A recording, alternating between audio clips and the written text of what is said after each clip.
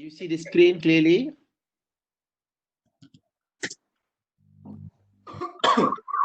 Okay. This is my slide on coagulation.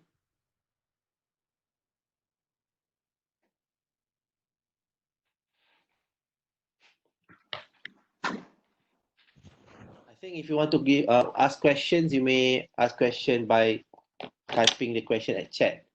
But I honestly can't see anything yet. Okay. I mean, I only see the screen for my slide, and also no column for the questions. Okay, if you look at the coagulation topic, I know that most of you, or perhaps some of you, do not have the books. Okay, so but again, I think I've given the slides in PDF file. So I'm looking at my books here. Okay, it will look like this. It's very small, but it will look like this. Okay, so at the top of page 39, you will see a table there about different sizes of particles, okay, and the settling velocity. So if you still remember, during our lecture for aeration, we give oxygen so that several materials can be reacting with oxygen and forming. For instance, if you have iron 2 plus, or even manganese 3 plus, manganese 2 plus, I'm sorry. So when it reacts with oxygen, it will oxidize and it will form iron 3 plus and also manganese 4 plus. And those are no longer soluble. They will be settled easily. Okay? So basically, we are forming particles. Okay, bigger size of particle. It has to be removed. Right. So from that table, what I'm trying to say, if you have a coarse sand, bigger size of sand, it will, what it means, okay, in 1 second, it will go down a distance of 0.23 meters. So if you have a smaller size of particle, okay, in 1 minute, it will go down to 0.6 meters. And once you have even smaller size of particles like silt is like a very small particles. If you do not have a filter, normally if you you boil your water and you put it in a bottle like this, okay, for after a few days you will see small particles underneath the bottle, okay, so it's like brownish color, okay. Then in 1 day it will goes down at a distance of 8.6 meters. And then if you have colloids, even smaller size, in 1 year, it will go down to 0.3 meters. And let's say if you have fine colloids, in 1 million year, it will go down to a distance of 3 meters. Okay. So what kind of assumption or what kind of conclusion you can make? Anyone would like to give a guess? Perhaps just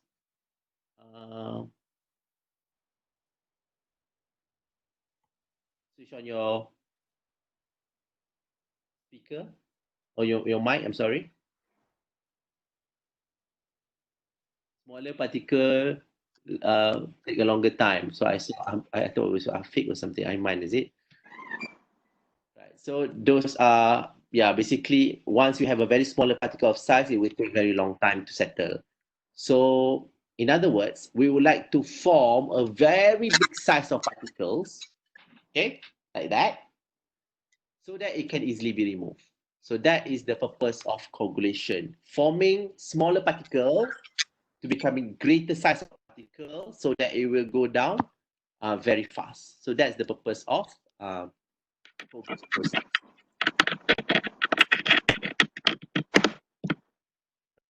Next slide. The colloidal particles. So basically, the particles that you see now, okay, all of that, they have different sizes of particles. So those are and they are negatively charged. Okay, negatively charged. That's the keywords. Okay, so and they have large ratio surface area to volume. So what are the purpose of coagulation? It's a bit strange that we cannot make jokes, in this class, but we just have to go fact by facts. So what are the uses of particles? So I can't really see the. Hold on,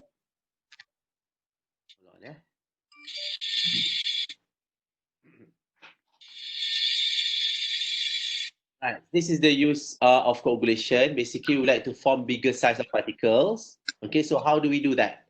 By adding chemicals. Okay, we need to add chemicals into the water. Okay, let's say this is your water sample. You need to put chemicals inside it so that it will form bigger size of particles. Okay, so a reduction of the forces tending to keep the particles apart. So perhaps by showing you diagrams would help. Sorry. Okay. These are the particles. We have particle 1 and also particle 2. So they are very far to each other. So whenever you have two particles, negatively charged particles, okay, normally particles in water will be negative. Okay, you should not be questioning on that. The particle, the silts, the clay are all in negative charge. So there will be two forces acting on it. The first one is the repulsion force. Definitely, when they have a different same size, so once they get when they reach, they are try to get closer to each other, there will be a repulsive force. So they will be repelling back. Okay, and then that is the one force that will be acting on those same charge of particles, and another charge will be the attraction force. Okay, can you see my mouse here that I'm circling on it? No one can see, is it? Okay, thank you, Afiq Aiman. Okay, so another force that will be acting on those two particles will be an attraction force. Though they have the same charge, but what if you can bring it closer together, there will be a very slight, small attraction forces. But if you can bring them closer together, real close, the attraction force, okay, will be greater than the repulsion force. Okay? Greater, lagi kuat in Malay. Okay, they'll be greater, and eventually they will mix together and forming a greater size of particles, like that. Okay. So I'm a bit fast here. So how do we want it to make them, reaching near to each other? So by adding coagulants. Okay, coagulants. So coagulants are all these positive particles. Okay. Normally we would like to have something like 3 plus. Okay, like aluminium 3 plus, or even iron 3 plus. Those are coagulant that we'll be using. Okay. Can I stop sharing this? Oh, sorry. We stop sharing.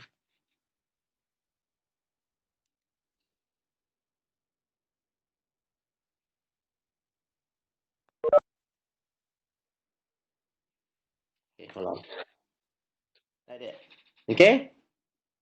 Iron plus, or aluminium 3 positive, and also what is that? Iron 3 positive. Okay.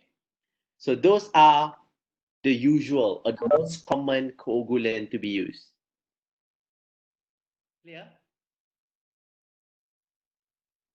Yeah. Okay, thank you. Okay. Now I would like to share back my PowerPoint.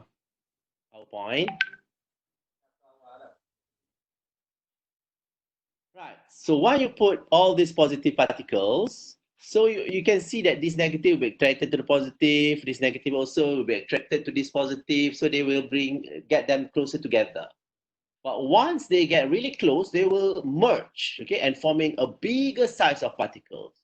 As you have learned just now, once they form a very big size of particle, the rate for it to settle down will be very, very fast. So that's the purpose of coagulation. Okay, putting coagulant so that it will disrupt uh, the process, and the particle will start to be merging to each other.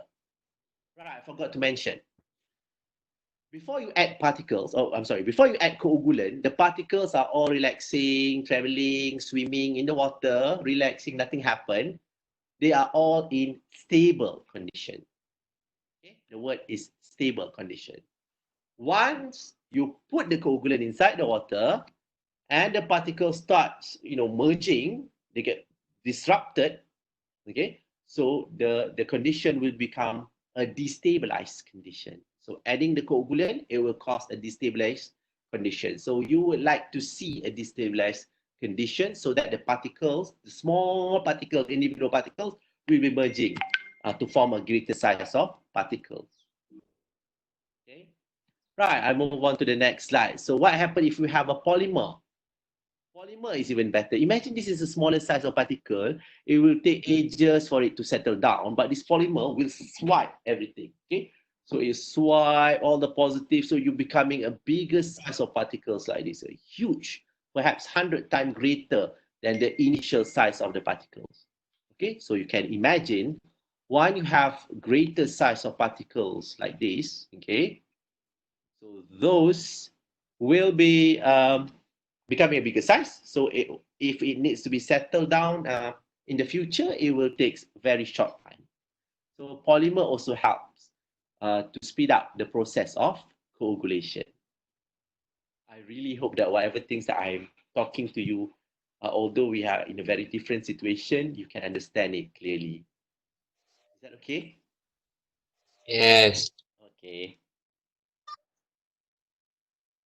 I really hope that I just don't talk, just to make myself happy or something. Right, so these are the normal common coagulation coagulant being used. Alum is aluminium 3 plus, and also ferric chloride. Okay, so yeah, that's alum. And then these are the factors affecting coagulation process. So the first part is the coagulant dosage. Basically, when we talk about coagulant dosage, does it mean that if we add coagulant, okay, keep adding coagulant, let's say you have a 1 liter of water like this, okay, you add 1 milligram per liter, and then if you keep adding 2 milligram per liter, 4 milligram, 100 milligram per liter, as the greater the size, the size of the dose of the coagulant, it will speed up the process of settling. So not necessarily. So you need to know the real optimum dosage. Okay. So if you do your experiment in your lab in your third year, then you'll be um, determining the right dosage of coagulant. Okay. So that is the first factor, dosage of coagulant. The second one is adjustment of pH. You have to remember our river, they have different kind of pH. If I can still remember when I did my PhD, the pH for sungai or for a river in Bandar Tenggara, it is quite, I think it was quite neutralized. Okay, the pH is about 7, which is not very, which is very good. Okay, neutral. So certain type of coagulant is suitable for a neutral water. But if you go to Sungai Gembut in Sedili, okay, in somewhere there around that area, the pH of the water is very acidic. It's about 5.5 or even 5.4 sometimes. Okay, so certain kind of coagulant, perhaps iron 3 plus coagulant, is not suitable for that kind of pH. You need to use another kind of coagulant like alum, for instance. Okay, so pH also is another factor that need to be adjusted. And the last part is stability. Okay, the higher the stability, we assume, okay, let's say if you have 100 NTU or even 200 NTU, we assume that we should be using more coagulant compared to a smaller size of stability, smaller intensity of stability. Right. Okay, we move on. So how do we mix the coagulant in the water?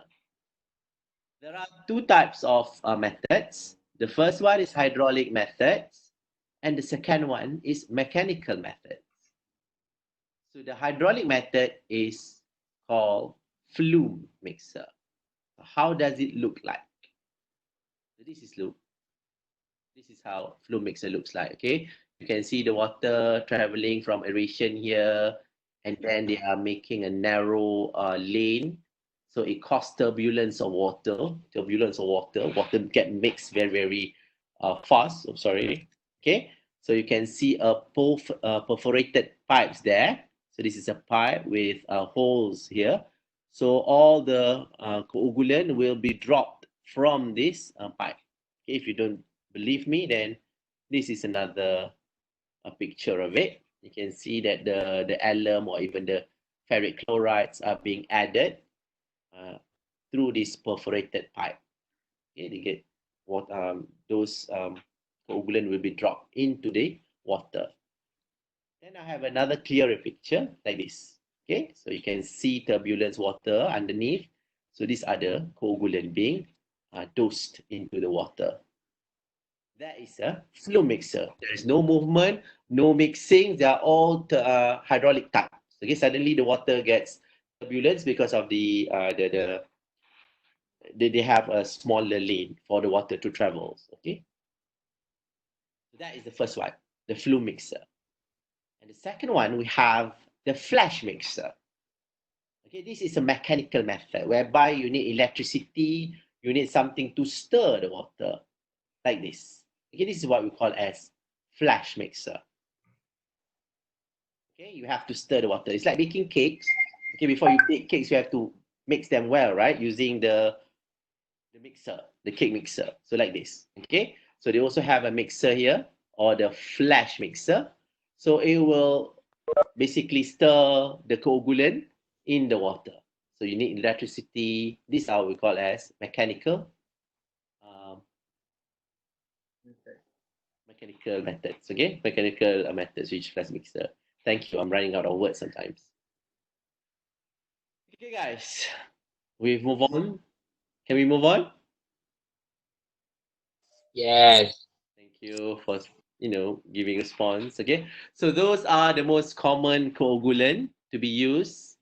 Okay, the first one is alum. Okay, the scientific name is aluminium sulfate, and this is a symbol. Okay, this is like Ema Maimbong, you see. That is the stage name. Okay, the stage name for aluminium sulfate is alum. So Ema Maimbong is like alum. And the real name of Ema Maimbong is Fatimah Rohani binti Ismail. So that is the real name. Okay, so the real name of alum is actually aluminium sulfate. So this is the symbol.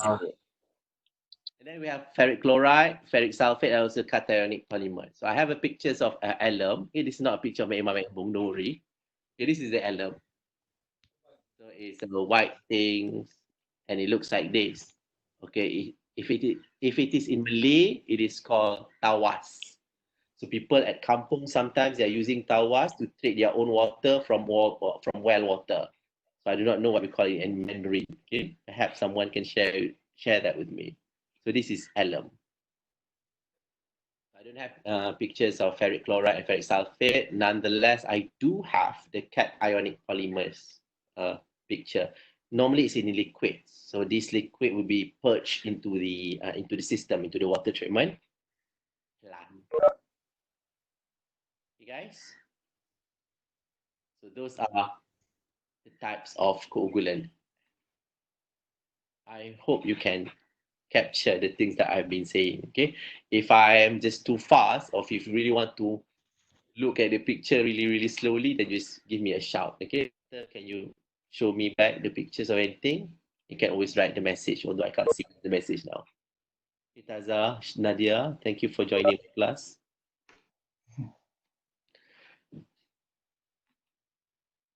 Yes. Right. Okay. Now we move on to jar test. So why do we need to have jar test? What is the purpose of jar test? Okay. Basically, the jar test is need to be carried out to determine the optimum coagulant dosage. You cannot simply put any amount of coagulant in the water. Let's say, oh, this water looks very turbid, so we need to put perhaps 20 milligram per liter and just put 20 milligram per liter. Or even 40 milligram per liter, just put 40 milligram per liter. You need to know the real optimum dosage. So how do we do that? We do that through the jar testing. Okay, so so how does a jar testing looks like? So it's like this. Okay, it will be performed in the lab. So you have several number of beakers. Let's say 6 amount of beakers. So you put the sample water here. Normally people put 1 liter of water, river water, not any mineral water, anything like that. You know, the river water you like to treat. So 1 liter here, 1 liter, 1 liter, 1 liter, 1 liter, 1 liter. So those beakers has the same amount of water. And then you start to vary the amount of alum inside these beakers. Okay. So the first one is control one. So we do not add anything. So perhaps the second one, we put 10 milligram per liter of alum. The third beaker, we put 20, and then 30, and then 40, and then 50 milligram per liter. So you add different amount of alums, and you stir it very, very rapidly for 15 seconds. Okay.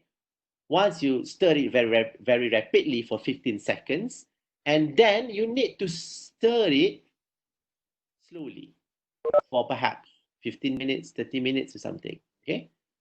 You stir it very, very slowly after that. Once we finish stirring it slowly for, let's say, 15 minutes, okay, we stop it. Stop the experiment for 30 minutes. And then you will see the particles will settle down, okay, at the bottom of the beaker, at the base of the beaker. Okay, so we would like to see something like this.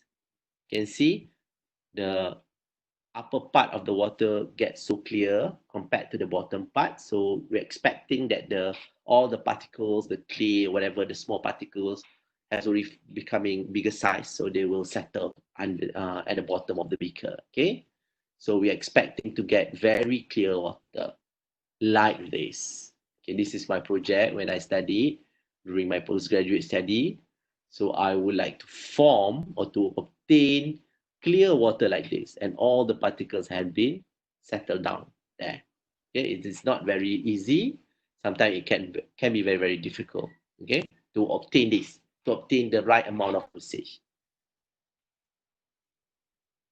Okay, so how do we decide which one is the best dosage?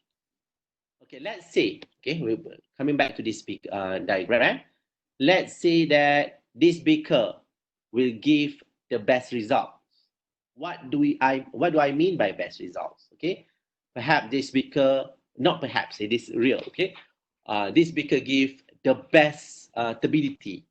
Okay, so let's say the turbidity is 0.4 NTU. This one perhaps 2 NTU, and this one is 16 NTU, and this one is 20 and 25 or whatever. So this one is 0.4 NTU. So that is the best dosing. Okay, if you can still remember, I start with 10 milligram, 20 and 30. That means the optimum dosage for coagulant for this particular off river at this time is 30 milligram per liter. But once the quality of the river changing, let's say you have raining, it's raining out there, so the water becoming more like teh tarik, okay, it's very dirty. So you need to do another jar test to ensure that you are giving the best optimum dosage of alum, okay, to determine the best optimum dosage for alum. Is that okay?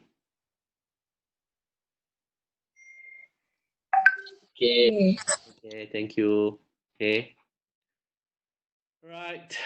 So whatever things I've been saying to you, it has already been written in your book, okay, on the method of jar test. Do read it. You know, a few years back, this one is becoming a very favorite question in the final.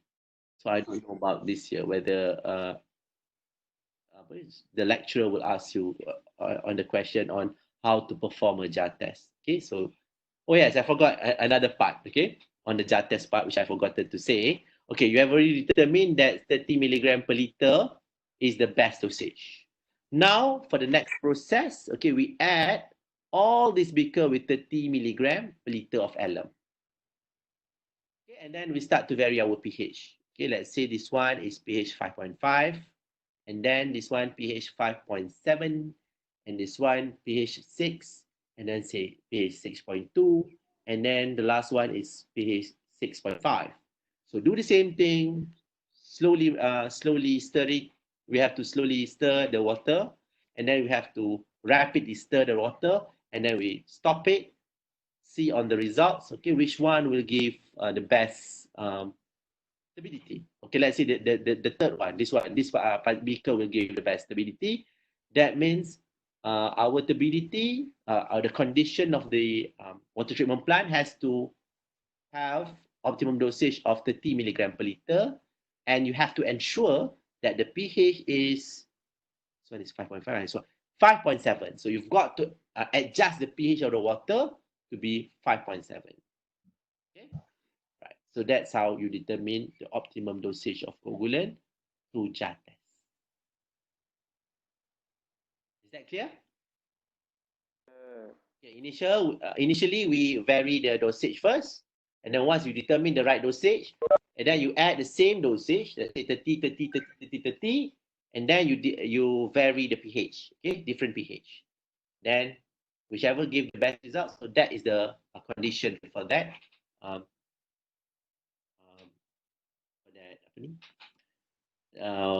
Dosage, okay, of coagulant.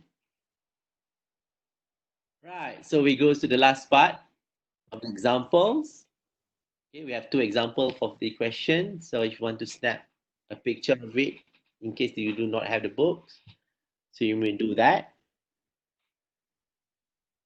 Right, let's read together. Not read together like a choir, but just read the question first, okay? From jar test result, it was found out that the optimum alum dose was 20 milligram per liter. So they have different beakers, and somehow the beaker that they add 20 milligram per liters give the optimum results. Okay, determine the quantity of alum required for a month's supply for a 20 ml water treatment plant. So they would like to see or to determine the quantity of alum, okay, in a month. And then the water treatment plant has a 20 ml flow rate. So how do we obtain the dosage? Continue. Any response? Can I continue still, people? Yes, yes. Okay, thanks. Okay, so we like to see the amount of alum. Wow, it comes out very, very slowly. So the amount of alum or the quantity of alum is equal to the optimum dosage times flow rate. So if you want to write it down, I think you should write it down. So those are the quantity of alum.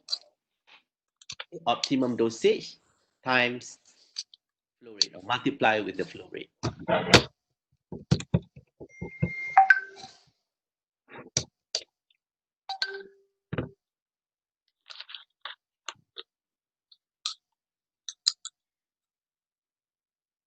Finish writing it down?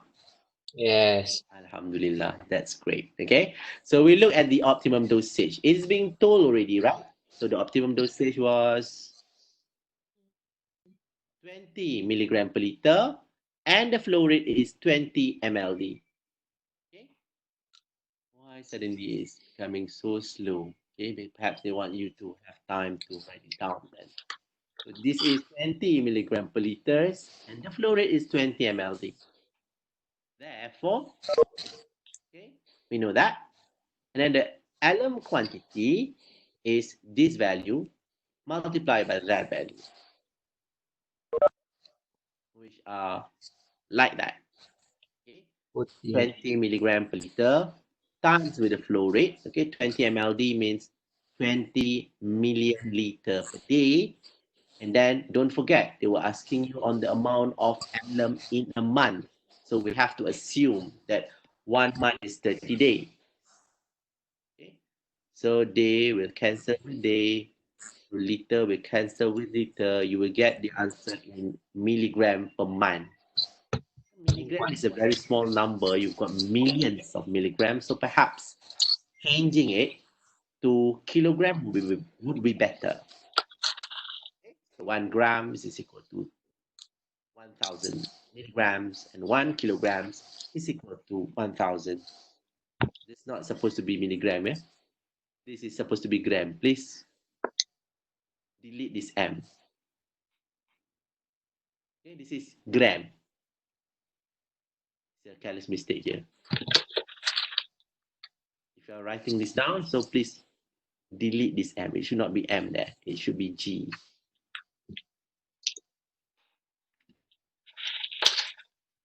Okay, try to get the answer. Use your calculator. I hope you do have calculator at home. Yes.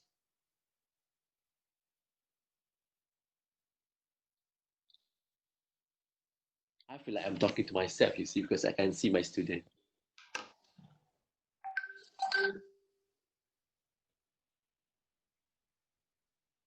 Has anyone got the answer? Never mind, I have plenty of time still. 12,000. 12,000? Is it? Okay, 12,000. I think so. Yeah, 12,000 kilograms per month. Okay, settle the first part.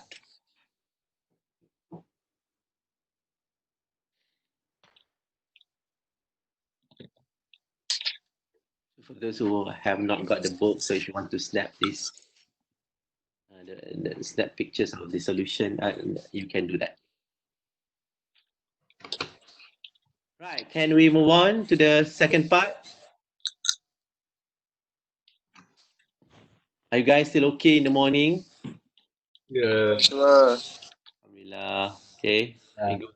We go to the last example. I know that you're probably tired. Okay. Nampak. In the morning. Right, we look at example 2.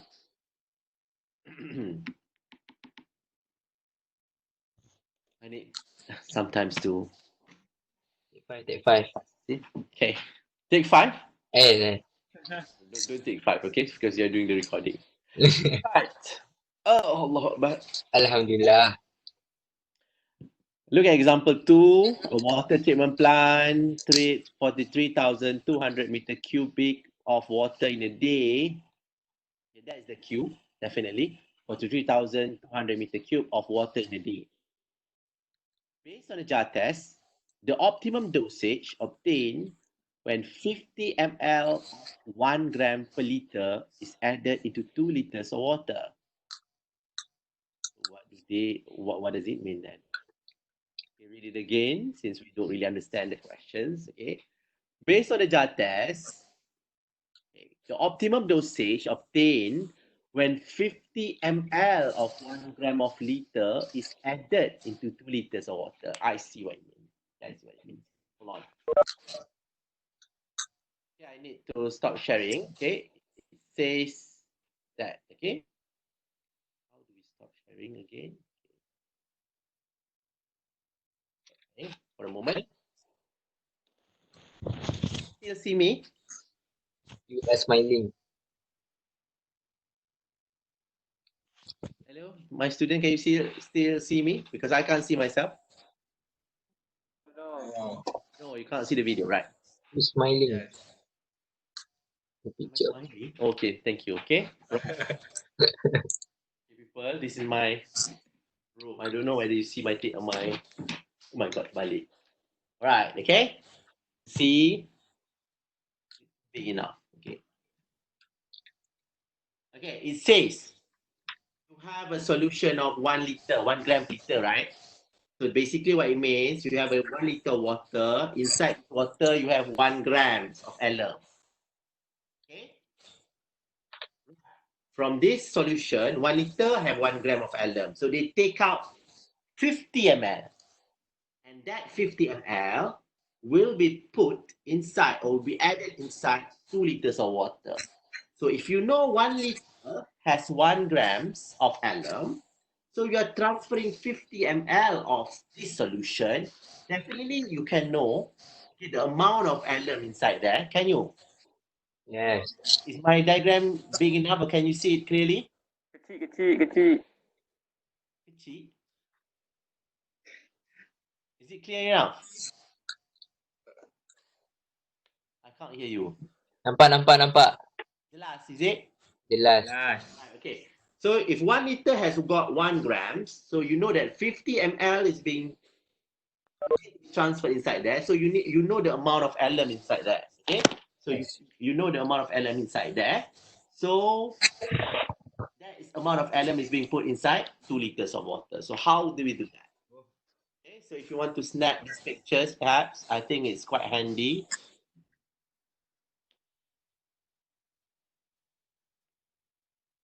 So the screen keep on switching. Okay, someone asked you to everyone to mute. Has anyone take these pictures? At least one will be enough, so you can put it in their WhatsApp groups.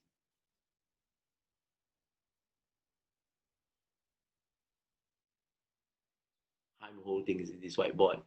You can pin the host wall. What does it mean? I don't understand what it means. Okay.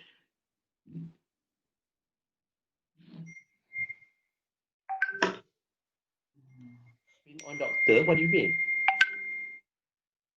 What do you mean by pin? I don't understand.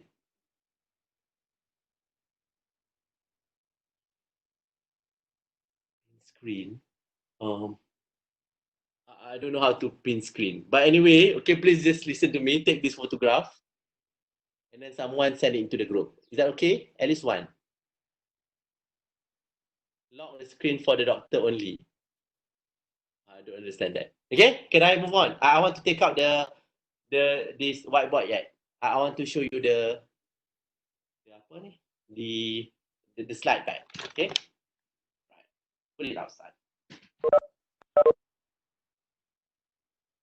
Okay, sharing the slide.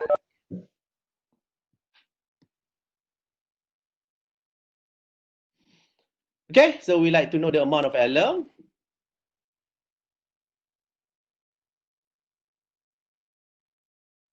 Going really slowly. Okay, 1 liter of water got 1 kilogram of alum. So we know that in 50 ml of water, you know, the amount of water need to be transferred into 2 liters of jar test. Okay.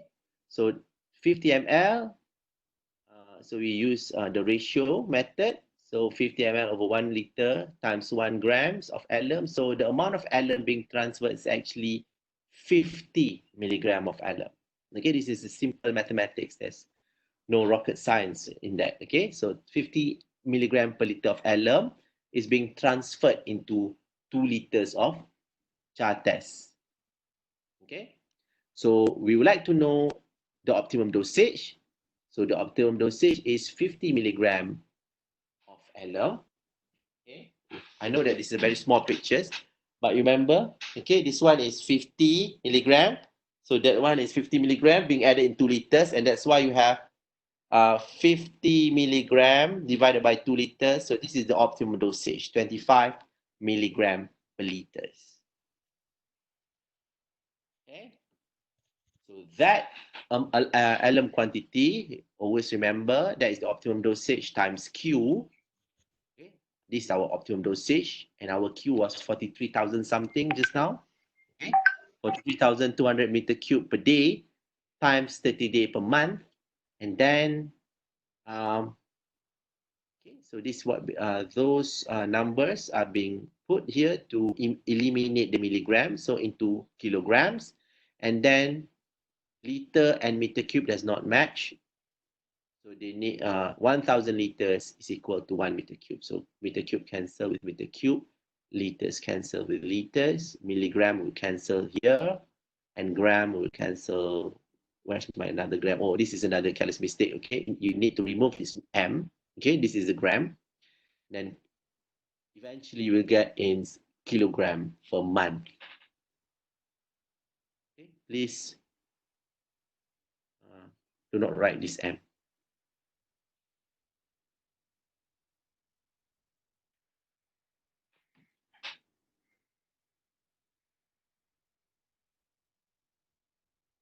Got the value of it?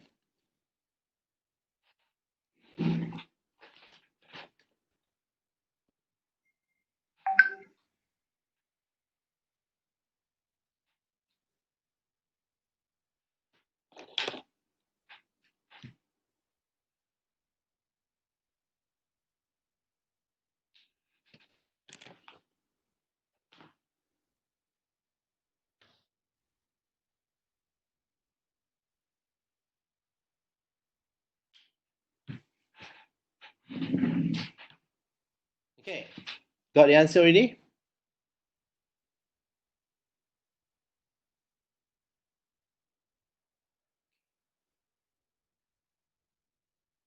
$32,400. Am I doing the wrong thing? Yeah, my answer will be wrong perhaps. Hold on. Yes, 32,400. You are right. Okay? Okay? Make sure that this is 32,400. You guys are right. I'm making a careless mistake here. Okay, it's 32,400. Can I change it? Or can I not change it? Oh, I can change it apparently. Can I? Yes, I can. That's great. Well, that means I can change this as well. Okay.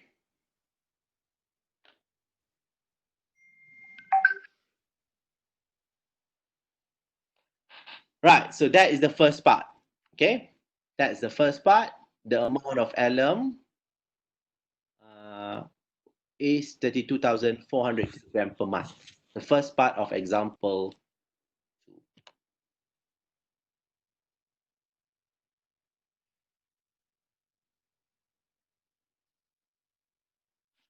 Right. The second part of example 2 is the flow rate of the alum solution. Doktor, Yep. the flow rate is 43200. 43200. Not Sure. That's correct. 3,000. 3,200 meter cube. But in the In my example, wrong, is it? yeah. 43,000? Oh, only. Okay. Thank you. I spotted. How do we see that? 43,200, is it? Yes. Okay, thank you so much. Great student, you see. I'm happy to teach section 1. These are all brilliant students. Okay, guys, thank you. So we go back to the second part of the question. Can we do that? Okay. I suppose that when people are quiet, then they agree with me. Otherwise, there will be commotion. Right. The flow rate of the alum solution. What do they mean by that? The flow rate of the alum solution. Okay, perhaps if you look at these pictures, okay, this is what they mean. The flow rate of the alum solution. The flow rate in the perforated part. So what is the flow rate? Okay, so you have the flow rate of the water, and you also have the flow rate of the alum solution. Okay, these are the flow rate that they are asking you to measure. Is that clear? People? Yes. Yes. Yeah. Right. So that flow rate that we need to know. So how do we do that? Okay, if I can stop sharing this slide because I want to show something at my whiteboard. How do we stop sharing? Stop sharing. Okay. It's like this. Hold on. I'm trying to buy a bigger size of whiteboard. I'm ordering it through Shopee, but I've not got it yet. Okay. So I still have to use this one. Okay, so these are the diagrams. So this is the water from aeration. Okay.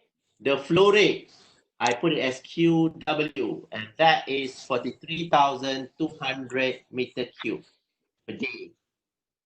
Okay, the flow rate. And then it's something that you like to know. The flow rate for alum. Something that you like to know. Is that clear, people? Yes. Okay, great. And then You have Q water and QA is Q alum, and this one I label as QT, Q total. Right. There's another parameter that you need to know. Okay. So this is the sea water. Sea water means the amount of alum in the water at the early stage. Is there any alum being put inside here before entering the coagulation process? This coagulation. No. No. Okay.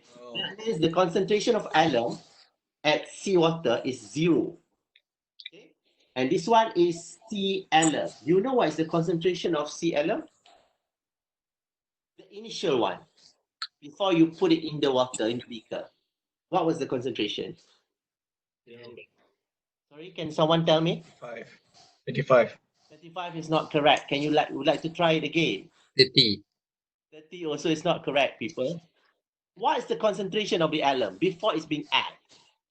100. Sorry? Yum, yum. 50 milligram per liter. Sorry? 50 milligram. 50 milligram is a good attempt, but it's not correct. But it's actually, okay, let me give this simple answer, okay? You remember you have a bigger, 1 liter bigger, a 1 liter beaker, and inside that is 1 gram. So that is the concentration of the solution. 1 gram per liter. Because you have not added yet, okay? You are just starting to put inside the into the coagulation tank. Can you see what I mean? Okay? Yes. This 1 gram per liter is just a solution. That is the concentration of it. So the concentration for total, this is the optimum dosage. I hope that you can see it, and that is 25 milligram per liters. Okay? Hopefully you guys can see it. 25 milligram per liters. So what you need to do now, having these pictures, okay, hopefully you can write it down like that. Take the pictures of it. Why suddenly someone is put 8.3 there? Pening. Okay. Can I share the content? Can I proceed? Yes. Okay. Right. So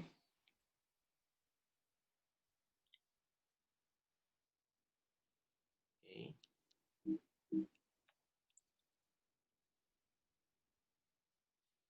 Okay. So this is basically a nice diagram. So you put the mass balance. Okay. Basically Q water and C water plus Q alum and C alum is equal to Q water plus Q alum. And then the optimum dosage is 25. So they are basically, they would like to find out the Q alum or QA. Okay. So just by doing this, but just by solving this equation, eventually you will get Q alum to be 1,108 meter cube per day.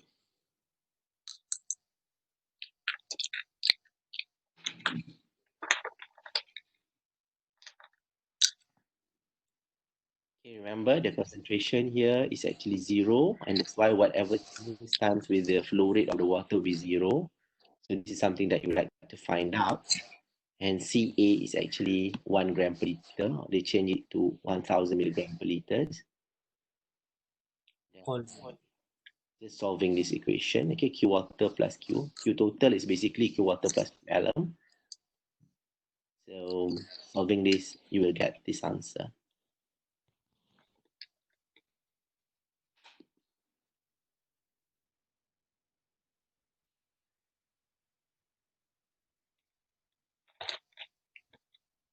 Okay, guys.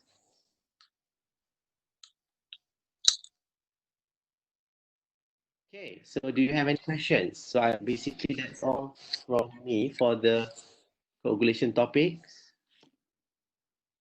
Dr. YCW is 0. Okay. Have to remember, okay, this is the water from aeration process. This is the coagulant. This is where you have a perforated pipe adding the alum. So initially, there is no alum being added, right? That's why the concentration of alum at this part is 0. I hope that I'm answering your question. I forgot who asked the question. Okay, Huawei.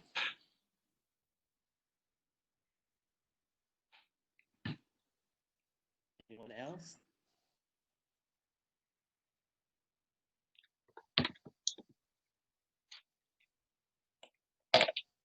Okay, thank you, Afiq.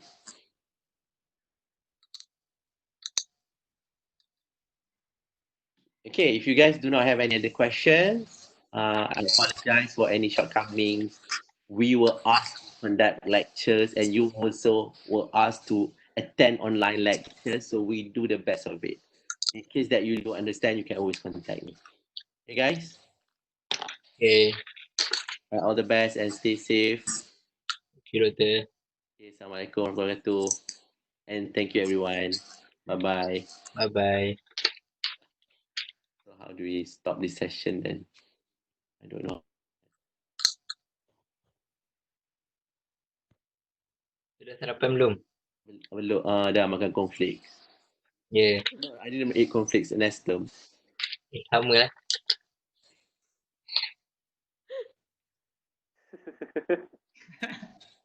Aduh. Okay, bye guys. Bye. Bye, Doktor. Thank you, Doktor. Jangan keluar malam-malam. Takut masuk mimpi saya. Bye.